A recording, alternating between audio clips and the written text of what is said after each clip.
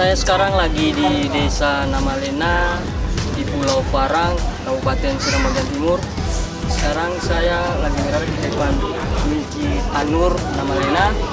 Di sini ada tiga pohon kurma yang salah satu pohonnya sudah berbuah. Jadi kita tanya-tanya pada masyarakat yang ada di Namalena tentang kurma yang ada pada Masjid An-Nur ini. Dengan abang siapa? Abang Badar. Abang Badar. Abang Badar, ini kurma buah di sini manis rasanya? Iya, manis.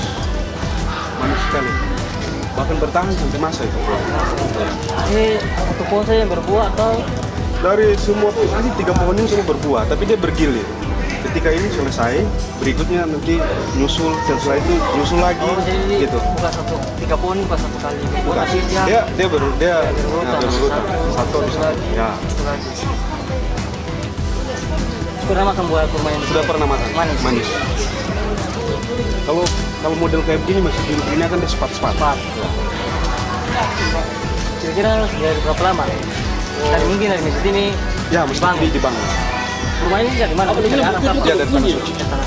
Dan para akan punya bapak yang dulu yang ke Tanah Suci. Setelah itu orang bawa akan pembijak di sini. Ya. Berarti di SBT juga ini ada pohon kurma. Ya. Ada di Pulau Farang. Pulau Farang, Desa Namalena.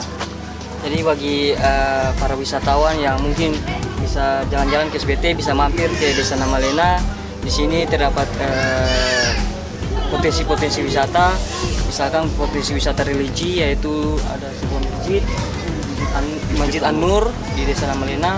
Ada 3 pohon kurma dan buahnya juga manis. Abang, terima kasih atas informasinya. Sama-sama. Oke, demikian laporan saya langsung dari Desa Namalena, Kabupaten Seram Bagian Timur. Oke, sampai jumpa.